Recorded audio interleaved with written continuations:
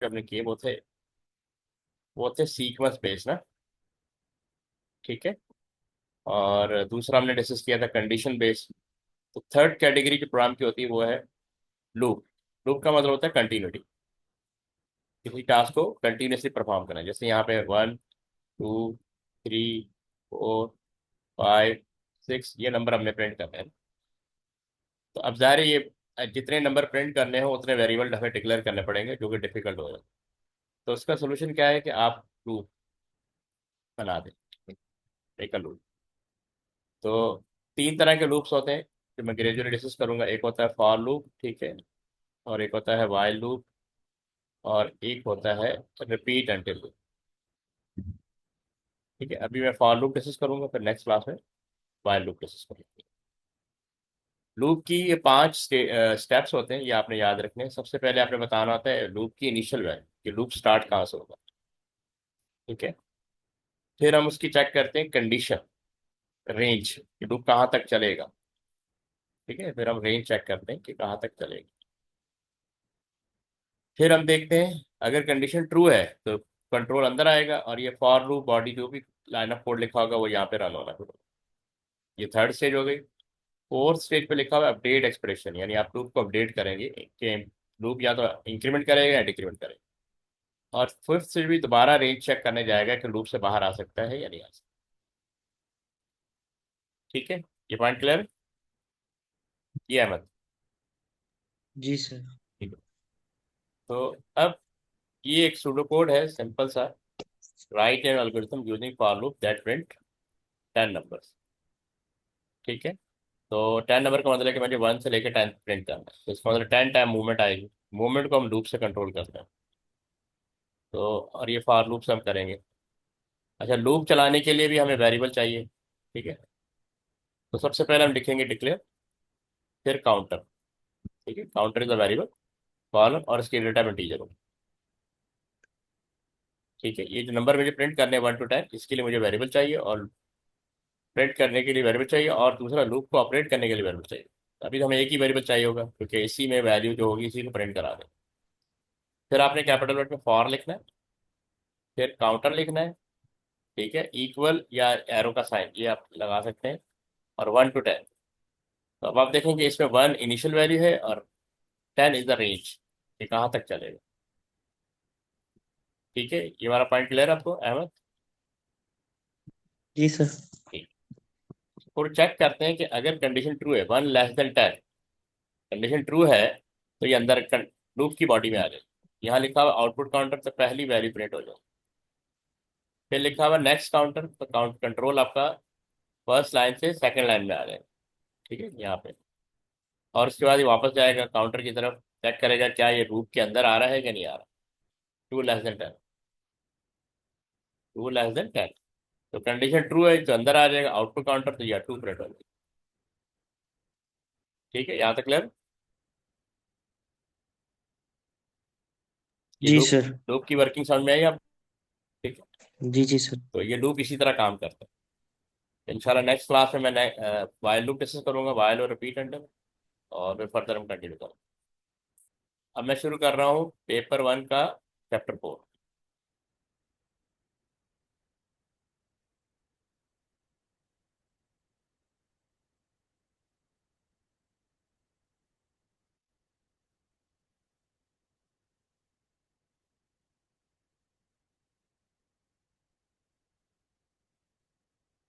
अच्छा, सबको नजर आ रही स्लाइड?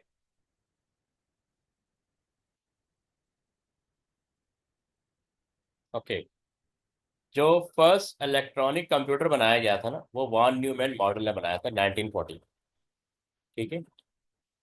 तो इसीलिए इसका ना जो उसका स्ट्रक्चर बनाया गया था वो वॉन न्यूमैन मॉडल ने इसने प्रपोज किया था, क्योंकि नॉर्मली जो हम कंप्यूटर यूज करते थे ना, इलेक्ट्रॉनिक कंप्यूटर आने से पहले इलेक्ट्रोमैकेनिकल कंप्यूटर थे, और उससे पहले मैकेनिकल कंप्यूटर। उनमें एक चीज कॉमन थी, दैट इज कि वो इनपुट होती थी वैल्यू। ठीक है, प्रोसेस हुआ, प्रोसेस होने के बाद आउटपुट, बस।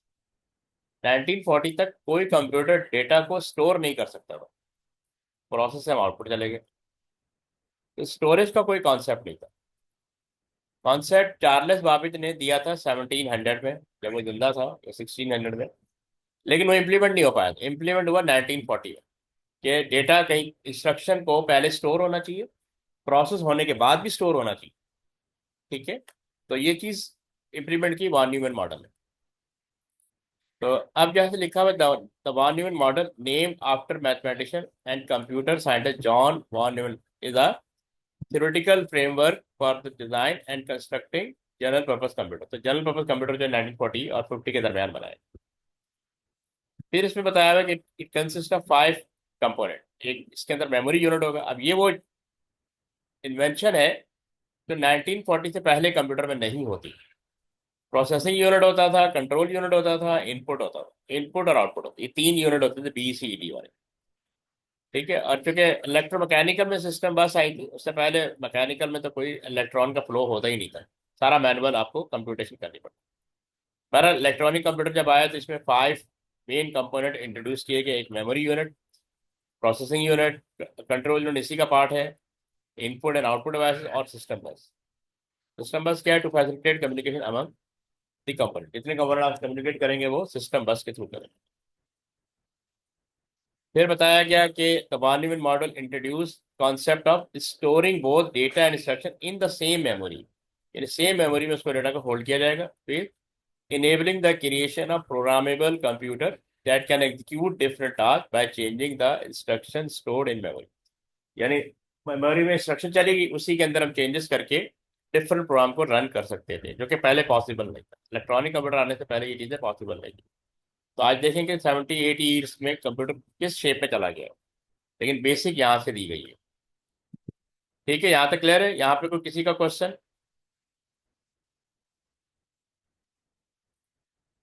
जी students, any problem? Should I move to next slide? Yes sir. Okay. अब यहाँ पे फर्दर डिटेल दी हुई है कि prior to von Neumann model early computer required continuous human intervention. ये वही बात जो मैं आपको पहले बता चुका, as they couldn't store program और डेटा। पहले डेटा स्टोर नहीं होता था इलेक्ट्रॉनिक कंप्यूटर से पहले। जो भी कंप्यूटर थे, they could not store data eight the time. फिर वॉन न्यूमैन कंट्रीब्यूशन मिड 1940 में आया, introduce the stored program concept which became a foundational for computer architecture. कि आपकी इंस्ट्रक्शन कहीं स्टोर होनी चाहिए, प्रोसेसर को दोबारा वो एक्सेस कर ले, बजाय इसके कि प्रोसेसर इनपुट का वेट करे। वो इंस्ट्रक्शन रैम के अंदर होनी चाहिए। प्रोसेसर जो भी इंस्ट्रक्शन पिक करे रैम से पिक करे, और रैम में डाटा का इनपुट डिवाइस है। तो पहले तो डायरेक्ट प्रोसेसर की तरफ इंस्ट्रक्शन जाती थी, बीच में रैम नहीं होती थी। इसीलिए स्टोर्ड प्रोग्राम कॉन्सेप्ट आया। इसीलिए आपका इलेक्ट्रॉनिक कंप्यूटर डेवलप हुआ। अब processor with direct memory access for efficient data handling. ठीक है, एक ऐसा प्रोसेसर बनाएगा जो डायरेक्टली डेटा को हैंडल करने के लिए यूज होता है।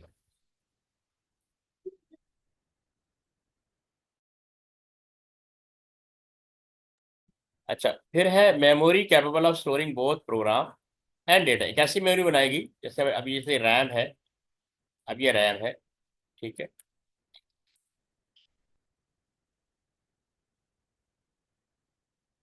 तो रैम के अंदर जब भी हम हार्ड डिस्क से क्या कहते हैं, प्रोग्राम लोड करते हैं ना, वो रैम में ओपन होगा।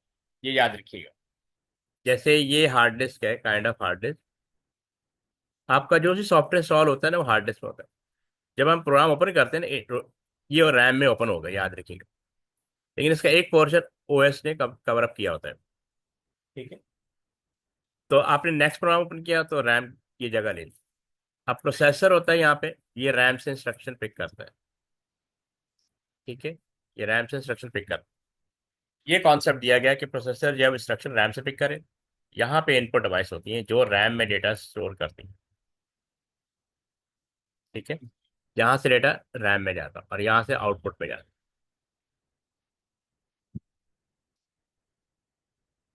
ठीक है। अब जैसे लिखा हुआ की इनोवेशन इंक्लूडेड, एक तो CPU central processing unit as the main computing component दिया गया। अब processor with direct memory access for efficient data handling. ठीक है। And processor part of CPU, memory capable of storing both program and data. यानी आप जो data feed करते हैं कीबोर्ड से या किसी भी इनपुट डिवाइस से, इट होल्ड इनटू रैम या memory. Eliminating the need for manual intervention खत्म हो गई। स्टोर प्रोग्राम का कॉन्सेप्ट आ गया, containing instruction that could be executed sequentially. जितनी भी इंस्ट्रक्शन रन होती कंप्यूटर में वो सीक्वेंस में रन होती है, ये भी याद रखिएगा। अब यहाँ पे एक डायग्राम आ गया।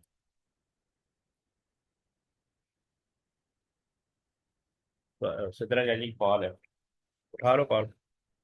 हाँ उठा लो। हाँ बात करो। चलो मैं आरिफ बात करूँ। अस्सलाम वालेकुम।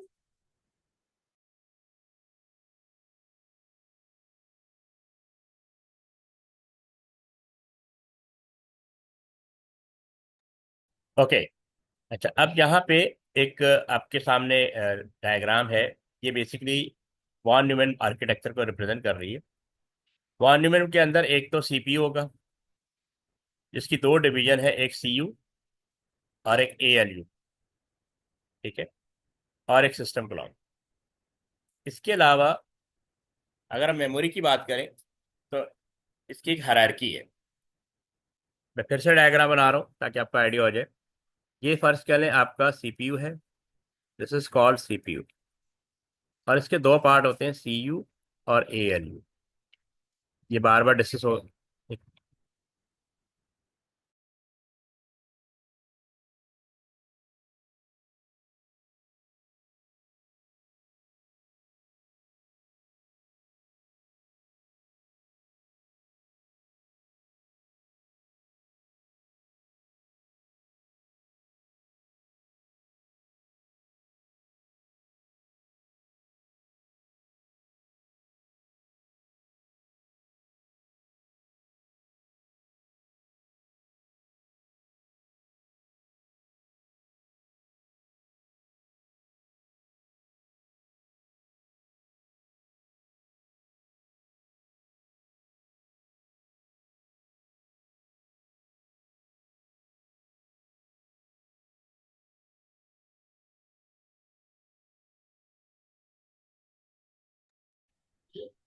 पानी लिया पानी। ओके। अच्छा ये डायग्राम मैं बना रहा हूँ दोबारा, ठीक। तो इसमें आपका ये प्रोसेसर होता है, ठीक है। इसके दो पार्ट होते हैं, एक सीयू और एक एएलयू। ये कनेक्ट होता है एक रैम, जिसका आपने सुना होगा cache memory. Cache memory connect होती है रैम के साथ। इस तरह एक डिवीजन चल रही होती है, और रैम फर्दर कनेक्ट होती है हार्ड डिस्क के साथ। सीपीयू डायरेक्टली रैम को भी एक्सेस कर। अच्छा ये इनपुट डिवाइस है, ठीक है, ये कनेक्ट होती है रैम के साथ। और यहाँ आउटपुट डिवाइस होती है जो आउट यानी रैम से ही कनेक्ट होती है। ये थोड़ी क्लियर डायग्राम नहीं है लेकिन मैं बाद में बनाऊंगा। ये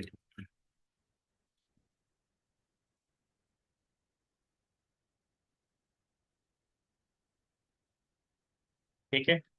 तो डेटा जब फीड होता है वो इनटू रैम में जाएगा, ये भी याद रखिएगा। रैम में यहाँ होल्ड हो जाएगा, काइंड ऑफ दैट। ओएस भी रैम में ही लोडेड होता है। अच्छा अब यहाँ पे डिफरेंट टाइप्स के आपने नाम नजर आ रहे हैं। एक तो एमएआर नजर आ रहा है, प्रोग्राम काउंटर नजर आ रहा है, एमटीआर नजर आ रहा है, सीआईआर नजर आ रहा है, अक्यूमुलेटर नजर आ रहा है, और रजिस्टर। तो जो स्मॉलेस्ट मेमोरी यूनिट होता है उसको हम कहते हैं रजिस्टर। रजिस्टर जो है स्मॉलेस्ट मेमोरी यूनिट होते हैं, दे एग्जिस्ट इन सीपीयू। ये याद रखिए, सीपीयू की जो मेमोरी होती है ना, दैट इज रजिस्टर। और ये पांच छह रजिस्टर दिए हुए हैं आपके कोर्स में, वैसे बहुत सारे होते हैं लेकिन ये पांच छह रजिस्टर दिए हुए हैं जिनका हर एक अपना अपना एक स्पेसिफिक रोल है।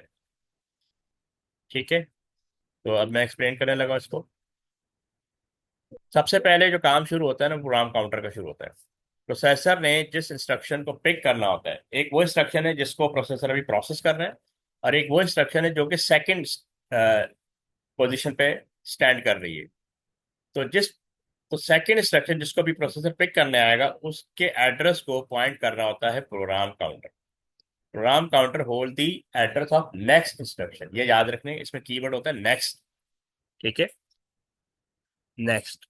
जिस इंस्ट्रक्शन पे प्रोसेसर ने काम करना होता है, एक वो इंस्ट्रक्शन है जिस पे प्रोसेसर अभी करंटली काम कर रहा है, और एक वो इंस्ट्रक्शन है जिस पे प्रोसेसर भी काम करेगा। तो जिस इंस्ट्रक्शन में अभी काम करेगा उसको कहते हैं नेक्स्ट इंस्ट्रक्शन।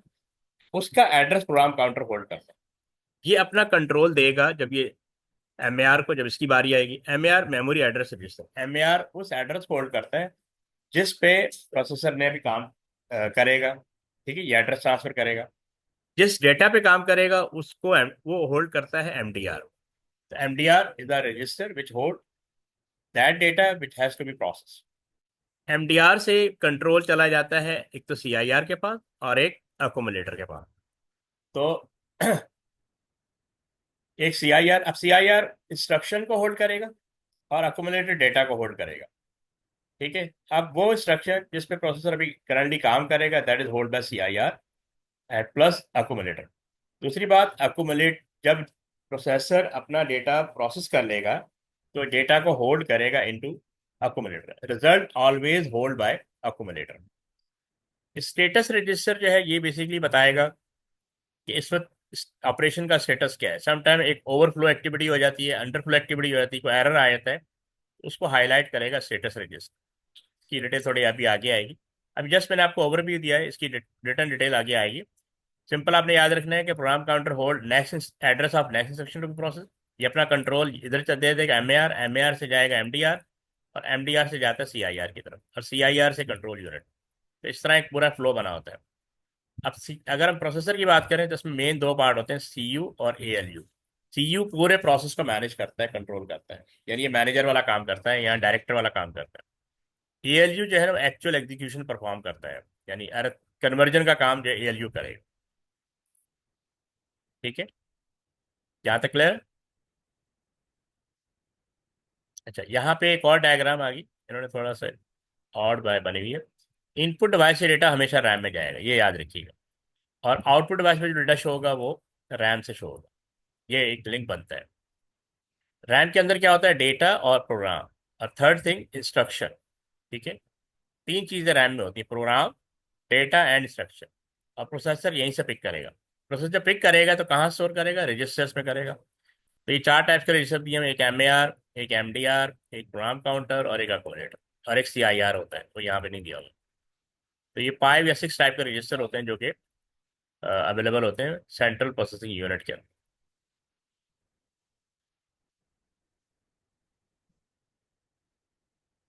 ये बेसिकली जो मेमोरी शो की थी, ये सिंगल शेयर्ड मेमोरी है, स्टोर बोथ प्रोग्राम, ठीक है, program instruction and data in one memory space.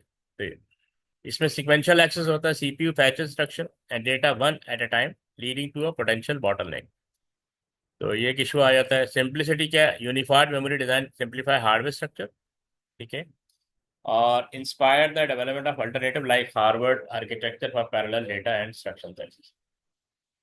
तो ये बेसिकली वहाँ से आइडिया कंसीव किया गया था, फिर उसको डेवलप किया गया हार्वर्ड यूनिवर्सिटी से।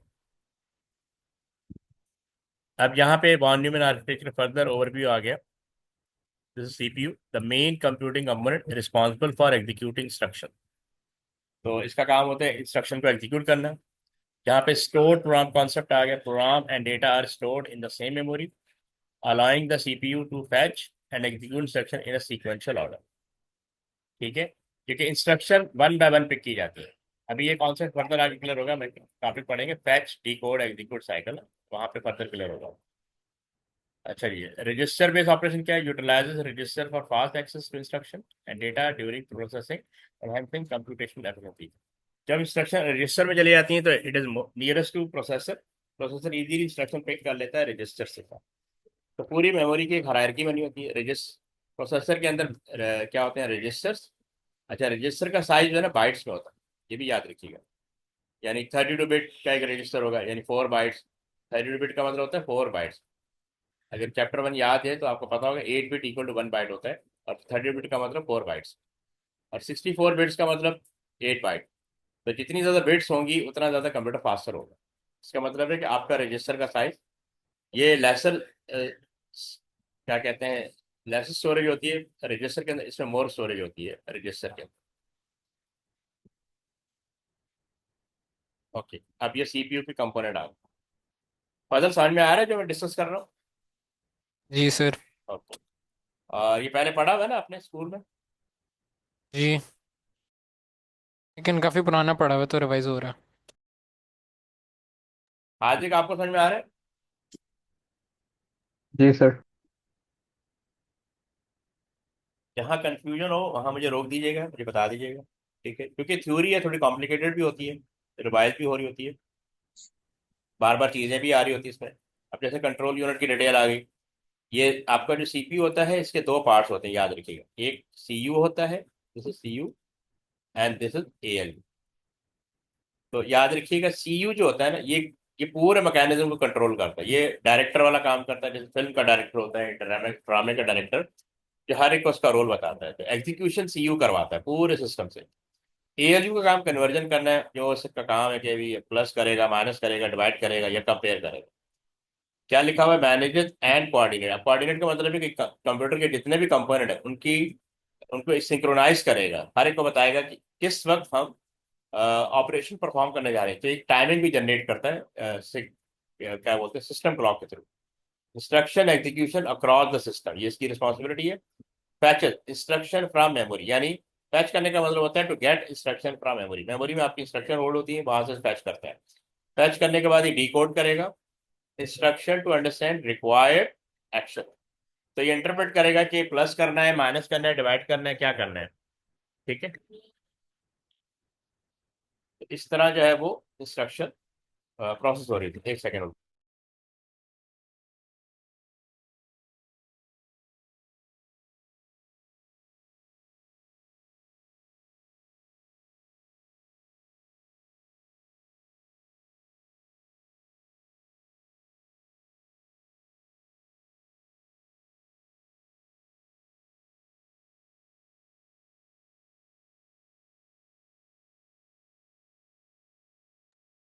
अच्छा, क्या लिखा हुआ है, direct data and control signal to other component for instruction execution. तो ये इसके बेसिक फंक्शन दिए हुए कि कंट्रोल यूनिट क्या क्या कर रहा होता है। अच्छा, अब ये मैं पहले आपको समझा दूं कि फैच डिकोड एग्जीक्यूट साइकिल होता क्या है, ताकि आपको आइडिया हो जाए फैच कैसे होता है, डिकोड कैसे होता है। इसका एक बस सिंपल सा एक सीक्वेंस होता है। ये मैं यहाँ पे डायग्राम बना देता हूँ।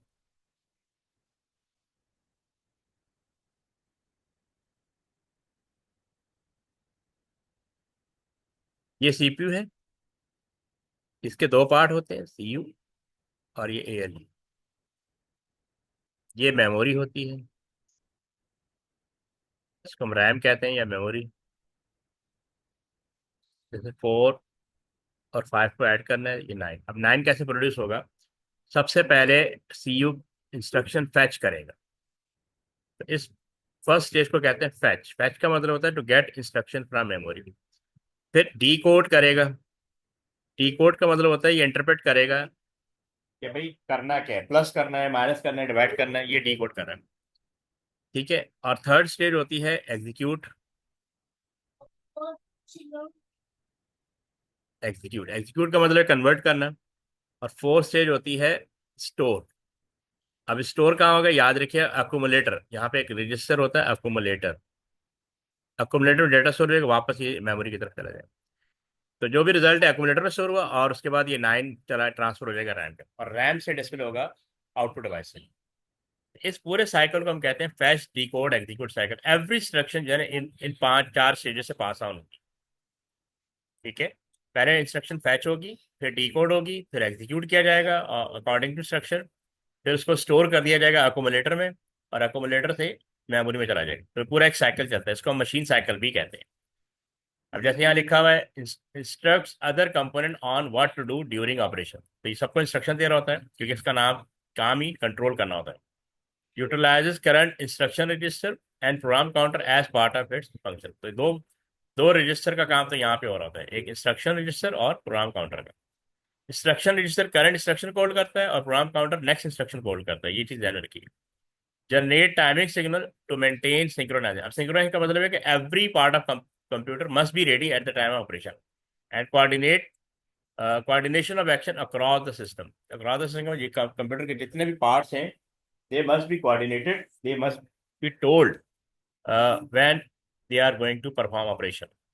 ठीक है, यहाँ पे कोई क्वेश्चन? ठीक नहीं सर। है, ओके। ये कंट्रोल यूनिट की फर्दर आगे के डायरेक्ट करता है, direct and coordinate the various part of computer system, और controls the operation within the computer system. Fetches, अभी आपको मैंने बताया था, computer instruction from memory. Decode each instruction to determine the required action. और फिर execute करता है डी कोड इंस्ट्रक्शन। तो ये एग्जीक्यूट करवाता है डी कोड इंस्ट्रक्शन को एएलयू से और बाकी पार्ट ऑफ कंप्यूटर।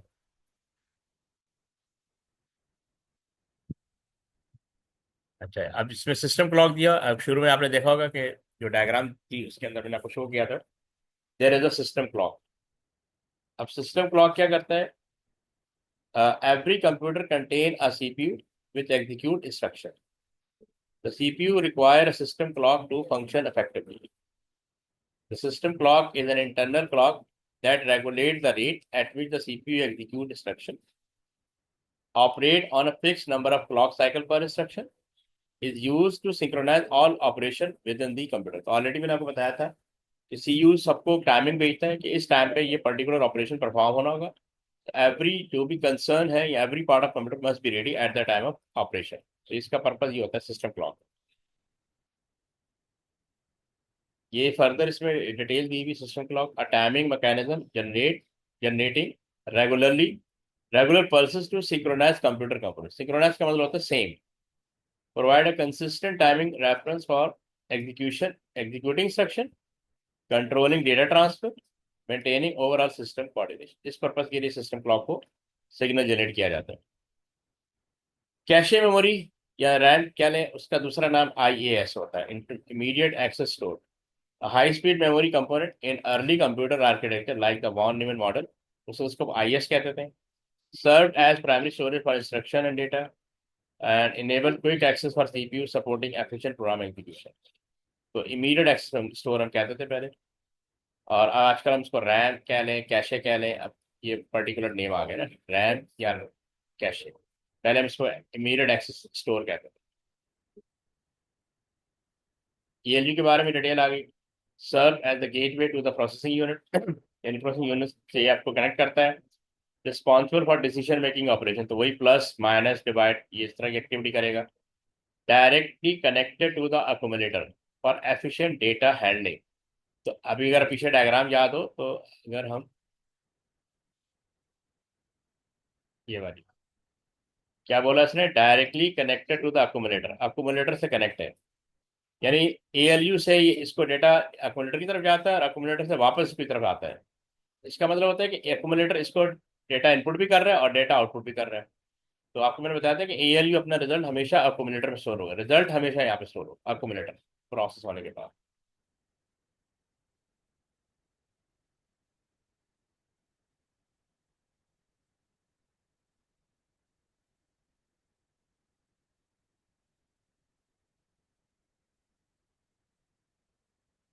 तो ये फर्दर डिटेल आ गई। A unit that perform arithmetic operation, addition, subtraction and bit shifting operation। ठीक है, इस तरह की एक्टिविटी को ये मैनेज करता है। ये सारी लॉजिकल है, और अरिथमेटिक में प्लस माइनस डिवाइड आएगा। एग्जीक्यूट लॉजिकल में एंड और ये सारे लॉजिकल ऑपरेशन आ गए। Design specially for integer calculation, ठीक है, इस पर्पज के लिए बनाया गया। देखें, क्योंकि आपको जो शुरू से जो कंप्यूटर काम करता आ रहा है ना, वो कैलकुलेशन का काम करता आ रहा है। ऑपरेंड, अब आपकी जो इंस्ट्रक्शन होती है इसके दो पार्ट होते हैं, एक ऑपरेंड और एक opcode. The part of computer instruction that specify the data to be process. Operand कहते हैं वेरिएबल को या एड्रेस को। एड्रेस पे वैल्यू पड़ी होती है, यानी ऑपरेंड का मतलब है कि जिस पे ऑपरेशन परफॉर्म किया जाएगा उसको हम कहते हैं वेरिएबल या वैल्यू। ठीक है, या वैल्यू का एड्रेस। तो वेरिएबल का मतलब वही वैरिएबल का वैल्यू का एड्रेस ही होता है। ऑप कोड कौन सी इंस्ट्रक्शन परफॉर्म करनी है, the instruction that is executed by the CPU, यानी प्लस करना है माइनस करना है, वो ऑप कोड में मेंशन होगा। तो आपके इंस्ट्रक्शन के दो पार्ट होते हैं। ठीक है, आपके इंस्ट्रक्शन के मेनली दो पार्ट होते हैं, जितनी भी नंबर ऑफ बिट्स हैं वो इन पार्ट्स में डिवाइड होती है। एक होता है ऑप कोड और एक होता है operand. Operand can be a value और एड्रेस। फिर मेमोरी यूनिट की डिटेल आ गई। अब यहाँ पे डिफरेंट टाइप के रजिस्टर डिस्कस होंगे। Include memory address register and memory data register as key component. तो डेटा होल्ड होगा एमडीआर के थ्रू और उस डेटा का एड्रेस होल्ड होगा एमएआर के थ्रू। ये याद रखें, दोनों को सेपरेट रखा जाता है। Use to store data permanently in secondary storage, fetches data from secondary storage to the CPU for execution. तो यहाँ से डेटा फैच किया जाता है, ठीक है, सेकेंडरी स्टोरेज से रैम में जाता है और रैम से सीपीयू की तरफ जाता है। यहाँ तक क्लियर?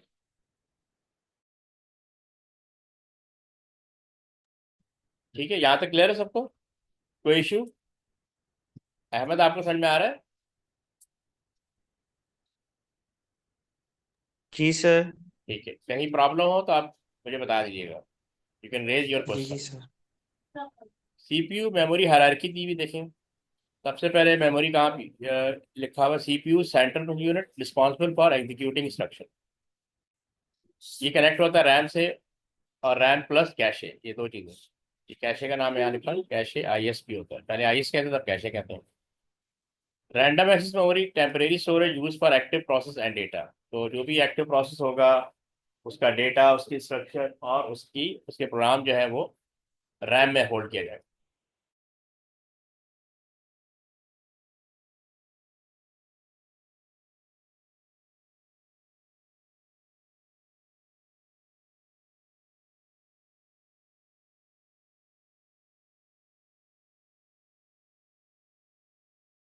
ठीक है। अच्छा, secondary storage, permanent storage for data and program not currently in use. तो हार्ड डिस्क कनेक्ट होती है रैम के साथ, और कैशे कनेक्ट होती है रैम के साथ। यानी सीपीयू, कैशे एग्जिस्ट करती है बिटवीन सीपीयू एंड रैम। मैंने पीछे डायग्राम बनाई थी, दोबारा भी बना दूंगा। अब कैशे क्या होती है? Act as a memory of the CPU for quick access, function as the fastest memory storing data and instruction just before exit. असल में कैशे यूज करने का बेसिक पर्पज ये है कि मैं दोबारा डायग्राम बनाता हूँ कि रैम जो है ना वो ऑलवेज इनसफिशिएंट होती है। RAM always insufficient. अब ये फर्ज कर लें सीपीयू है, दिस इज सीपीयू, इसके दो पार्ट होते हैं, ये कनेक्ट होता है कैशे के साथ। क्योंकि अगर प्रोसेसर बिजी हो गया ना, सिस्टम हैंग हो जाता है। तो ये क्या करता है, प्रोसेसर जो कुछ भी प्रोसेस करता है वो कैशे में स्टोर कर देगा। अब ये रैम है, और रैम से कनेक्ट होती है हार्ड डिस्क, या आजकल सॉलिड स्टेट ड्राइव आ रही है। अब रैम का इशू क्या है? रैम का इशू ये है, एक तो इसके अंदर लोडेड है ओएस। आपका जो भी ओएस है, लैपटॉप है, कंप्यूटर है, मोबाइल है, वो ओएस इसमें होल्ड हो जाता है। प्लस आप कोई भी प्रोग्राम ओपन करेंगे, जैसे आपने वर्ड खोला, ये ओपन हो गया। आपने एक्सेल खोला, ये ओपन हो गया। आपने वेब खोला, वेब के टैब खोलना शुरू कर दी, ये रैम फेल होना शुरू हो गया। अब रैम में क्या क्या चीज़ें आती हैं? प्रोग्राम जो आपने ओपन किया हुआ है, डेटा जो आप इनपुट कर रहे हैं, इंस्ट्रक्शन जो आपको, यानी जो आप कमांड दे रहे हैं, कॉपी कट पेस्ट जो भी कर रहे हैं, ये सारी चीज़ें रैम में होल्ड होती है। अब रैम क्या हो जाती है? फेल हो जाती है। इसीलिए सीपीयू रैम से भी कनेक्ट होता है, ठीक है, लेकिन पहली प्रायोरिटी सीपीयू क्या होती है? वो कैशे से इंस्ट्रक्शन पिक करेगा, और वापस रिजल्ट प्रोड्यूस करके वापस कैशे में ट्रांसफर कर देगा, और खुद को फ्री कर लेगा। तो cache exist between RAM and processor. और जब आप सेव बटन पे क्लिक करते हैं तो आपका डेटा हार्ड डिस्क में चला जाएगा। ये भी ध्यान में रखिए, जब आप सेव बटन पे क्लिक करते हैं तो आपका डेटा रैम से हार्ड डिस्क में जाएगा। ये कॉन्सेप्ट क्लियर हुआ आपको? ठीक है, सर। ओके। अब यहाँ पे फर्दर डिटेल दी हुई, सीपीयू का ओवर भी दिया हुआ है। एक तो ये वॉन न्यूमैन आर्किटेक्चर की बेस पे बना हुआ है, utilises store program concept. Store program concept क्या है? Instruction are executed in a sequence based on the register. ठीक है। अच्छा, अब जनरल पर्पस रजिस्टर कौन से हैं? एक अकोमुलेटर है, use for arithmetic and logic operation. तो याद रखिए, अकोमुलेटर इज आउटपुट रजिस्टर। वैसे इनपुट रजिस्टर भी है, लेकिन मेनली ये आउटपुट रजिस्टर, ये रिजल्ट को होल्ड करता है। इंडेक्स रजिस्टर है, support addressing mode and data manipulation. इसका फंक्शन आगे जाके समझ में आएगा जब हम समझने पड़ेंगे। ठीक है। और स्टेटस रजिस्टर क्या करता है? Hold flags for the status of operation. Operation किस स्टेज पे है, ठीक है, उसमें एरर तो नहीं आ रहा, ओवरफ्लो अंडरफ्लो इस तरह की कोई एक्टिविटी जो हो रही है, तो उसको बारे में स्टेटस रजिस्टर बताएगा। अब डेटा जिस पे प्रोसेसिंग करनी है उसका एड्रेस जनरेट होता है। आपको क्या, आपका डेटा हमेशा रैम में जाता है, रैम में। अब रैम में इस रैम कुछ इस तरह की होती है। तो आप यूँ समझ लें कि रैम के दो पार्ट्स होते हैं, यानी दो कॉलम होते हैं। ठीक है, इस तरह होती है। तो ये आपका एड्रेस होता है, और ये आपका कंटेंट क्या है, डेटा होता है। अब एड्रेस है, फर्ज करें 1001, यहाँ पे 75 होल्ड है। ठीक है, इस तरह।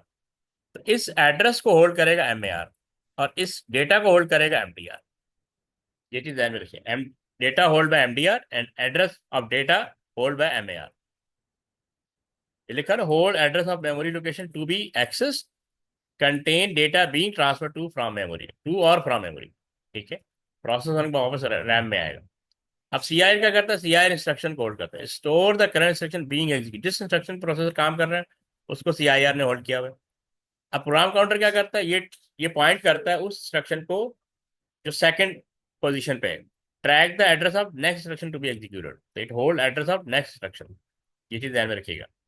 मेमोरी कैरेक्टरिस्टिक क्या है, small portion memory use for register, allow for quick access to data.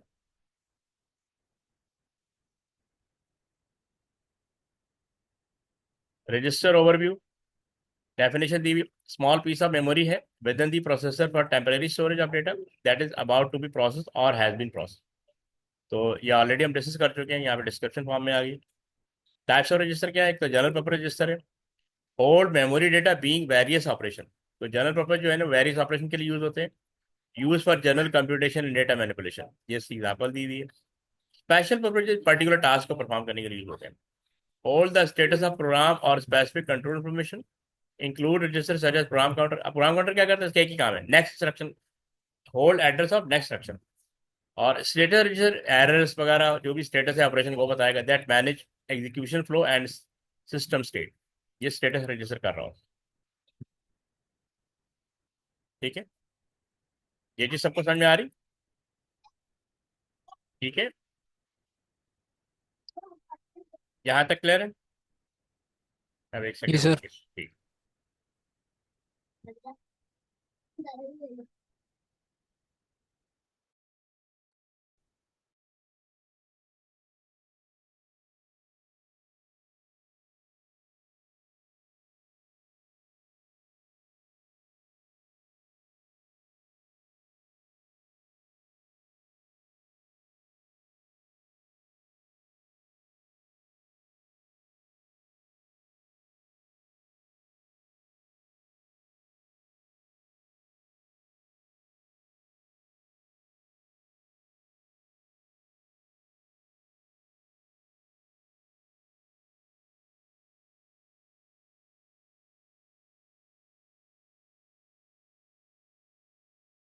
तो यहाँ पे फर्दर डिटेल दी हुई रजिस्टर्स के बारे में, ये सारा पूरा एक टेबल है, ठीक है। अब यहाँ पे एक समरी दी हुई है, करंट क्या करता है, store the current section being decoded executed, ठीक। इंडेक्स भी कहते हैं use when carrying out index addressing operation, assembly code, इसका काम असेंबली लैंग्वेज बहुत ज़्यादा होता है, ठीक है। और MAR होल्ड करता है, आपको ऑलरेडी बताया, store the address of memory location currently be read from और रिटर्न टू। और MDR को MBR भी कहते हैं, store data which has just been read from memory or data which is about to be written into memory, sometimes referred to as MBR। यहाँ पे PC के बारे में बताया हुआ है, store address where the next instruction to be read and can be found. SR क्या है, status register contain bits which can be set और clear depending on the operation. अब इसकी प्रैक्टिकल वर्किंग होगी समरी लैंग्वेज के अंदर, वहाँ देखेंगे। For example to indicate overflow in calculation, इस तरह के एरर को स्टेटस रजिस्टर हाईलाइट करेगा।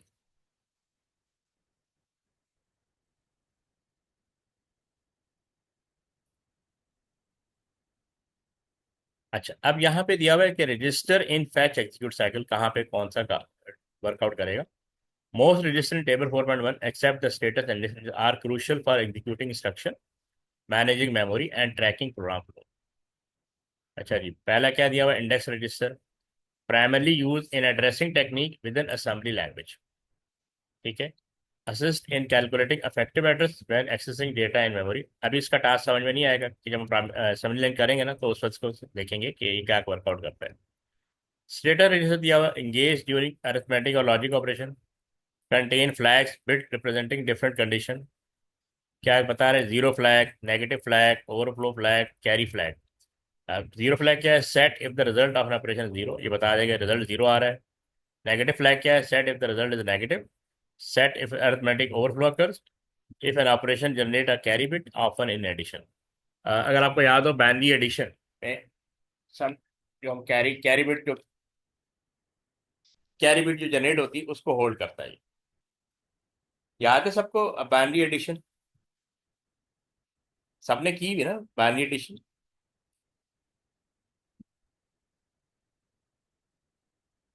जी सबको याद है। अच्छा, ये आपके पास 2 मिनट है, इसको जस्ट गो थ्रो कर लें कि फिर से डेटा आ गया।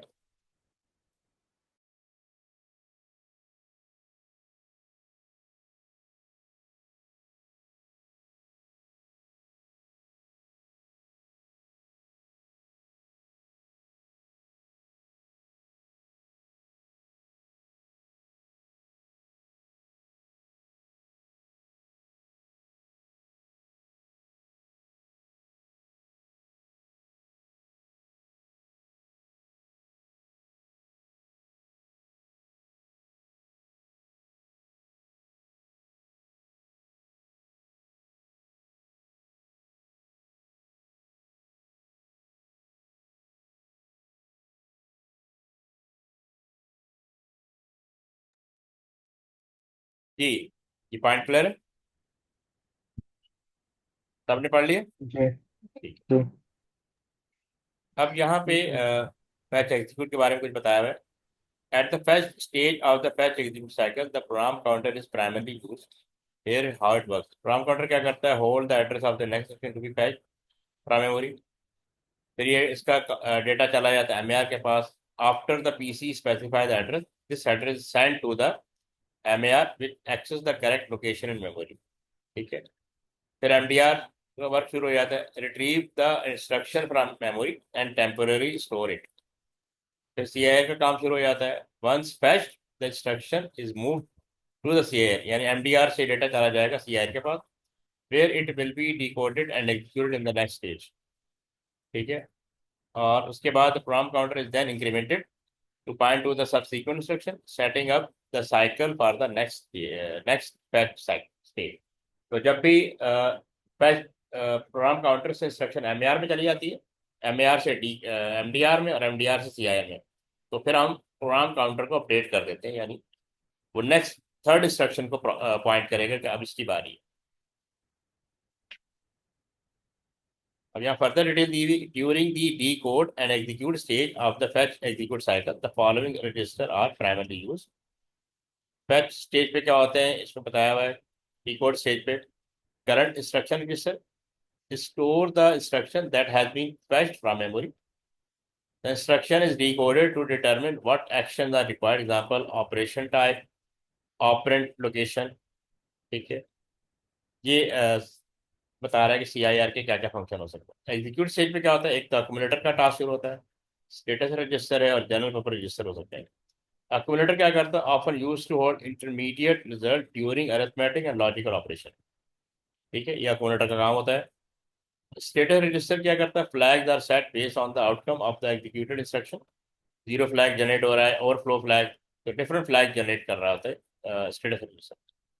जनरल पर्पस क्या है? May also be use to hold operation operand, you should operate or results during execution depending on the instruction.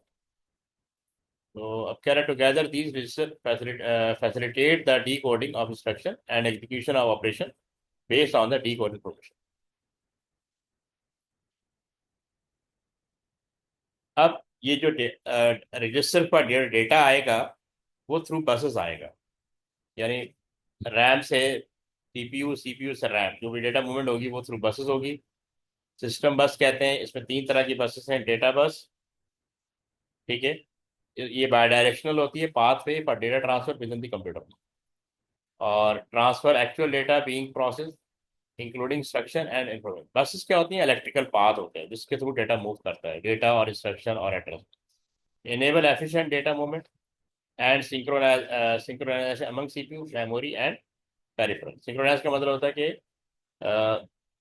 एक जैसा, सेम. अब जो डेटा मूव करेगा वो डेटा बस के थ्रू मूव करेगा, लेकिन उसका एड्रेस एड्रेस बस के थ्रू मूव करेगा. Unidirectional pathway that carries memory location information. यानी यूनिडायरेक्शनल मतलब वन वे है ये. Use for specifying address during read and write operation. Control bus क्या है? Bidirectional pathway for transmitting control signal. अब data और address से रिलेटेड इंस्ट्रक्शन होगी, वो कंट्रोल सिग्नल उसको कहते हैं, वो कंट्रोल बस के थ्रू मूव करेंगे. तो manages and coordinate operation between different system component, ये होता है. ठीक है.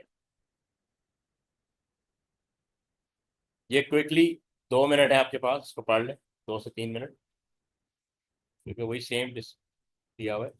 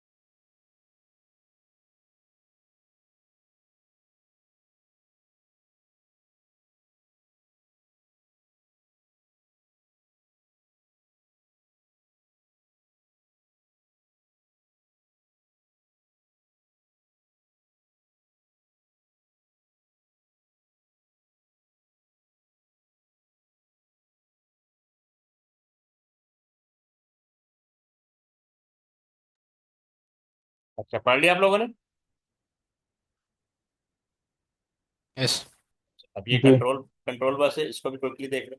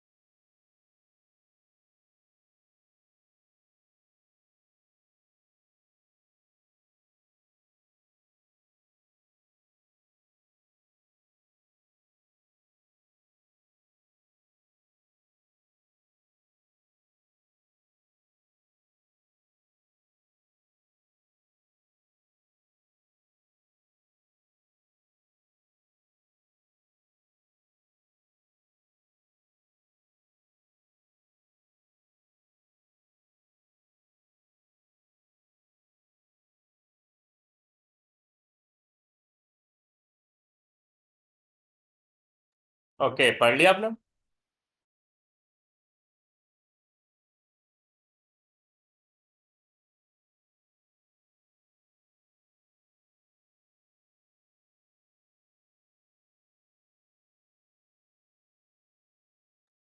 ये स्टूडेंट्स पढ़ लिया आप लोगों ने? समझ में आ गया आपको? जी। जी। ठीक है। अब ये बसेस का वो दिया हुआ डायग्राम ना, कंट्रोल बस, एड्रेस बस और डेटा बस। अब कंट्रोल बस जो है वो बाय डायरेक्शनल है, ठीक है, सीपीयू की तरफ भी जा रही है और पोर्ट्स की तरफ भी जा रही है, पोर्ट्स जिसके थ्रू इनपुट और आउटपुट डिवाइस कनेक्ट होती है। Address bus bye directional, uni directional है, ठीक है, इसकी डायरेक्शन एक ही तरफ होती है। डेटा बस बाय डायरेक्शनल है, पोर्ट से डेटा बस और डेटा बस से सीपीयू, इसको बाय डायरेक्शन।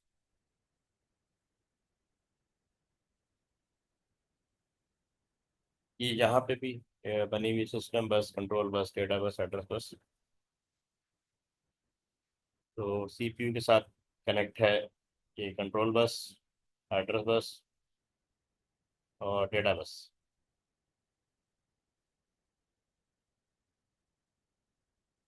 इस तरह मेमोरी से भी कनेक्टेड है।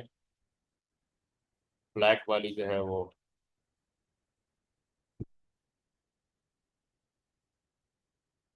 एड्रेस बस, ठीक है, ये कनेक्टिविटी शुरू है।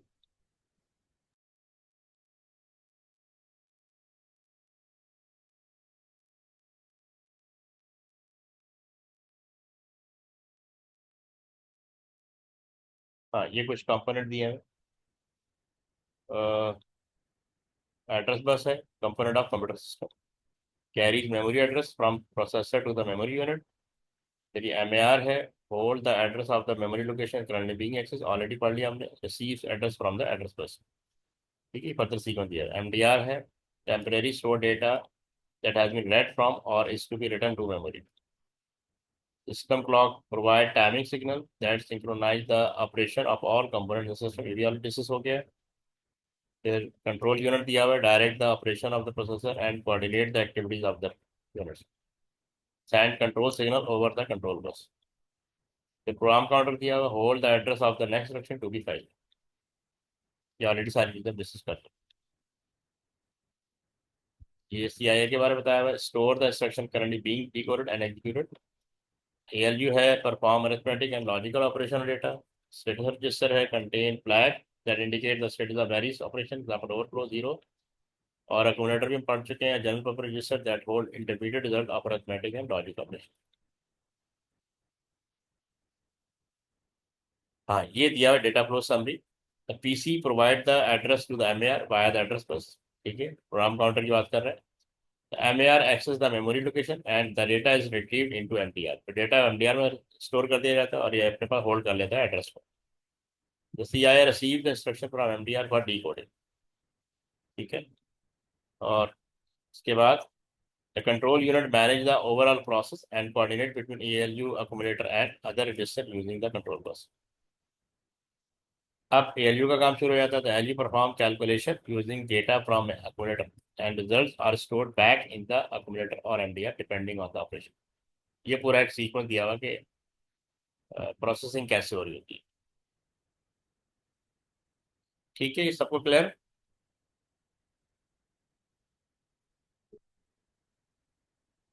इसका स्क्रीनशॉट ले लें ताकि नेक्स्ट क्लास जब हमारी शुरू हो तो फिर हम इससे आगे शुरू कर दें। ठीक है,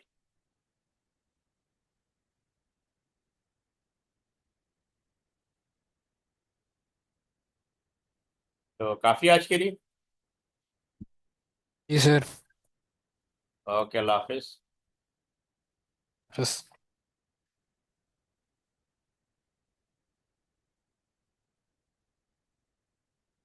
ओके, अल्लाह हाफिज़।